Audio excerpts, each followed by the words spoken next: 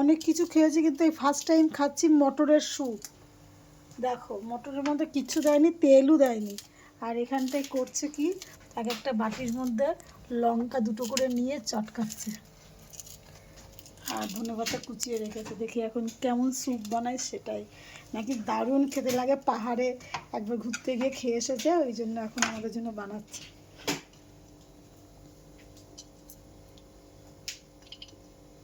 ও আর একটা জিনিসও দেওয়া হচ্ছে, এটা হচ্ছে লেবু। এখানে পাতি লেবু দেওয়া হবে, পাতি লেবু রসটা মানে এই বাটিতে দেবে।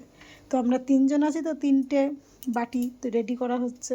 আর এদিকে দেখো মটর তো ফুটতে শুরু করেছি। এর মধ্যে কোনো কিছু দেয়নি, না লবণ, না তেল, না কোনো মশলা, আদা রসুন পেস্ট, কিচ্ছু দেয়নি।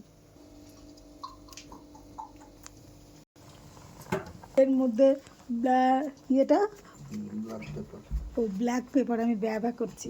ব্ল্যাক পেপার মানে হচ্ছে সবাই জানে যেটা কালো মরিচ বলা হয়, গোলমরিচ, সেটাই দিচ্ছি। ও রেডি হয়ে গেছে, মানে ফার্স্ট কি খাওয়াচ্ছে কি জানি, কুকটাকে একটু দেখিয়ে দিলাম।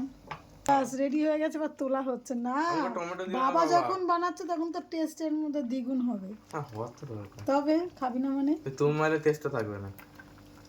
আমিও বানাবো, আমি শিখে নিলাম, কারণ আমি সবাইকে এটা সার্ভ করবো। আরে পাহাড়ে এরকম খাবার খাওয়া এই ঠান্ডার মধ্যে না, তো আমাদের এখানে অবশ্য ঠান্ডাটা নেই। কর্ন স্যুপও এরকমই হয়। হ্যাঁ কর্ন স্যুপ আমার ঠিক আছে। Corn soup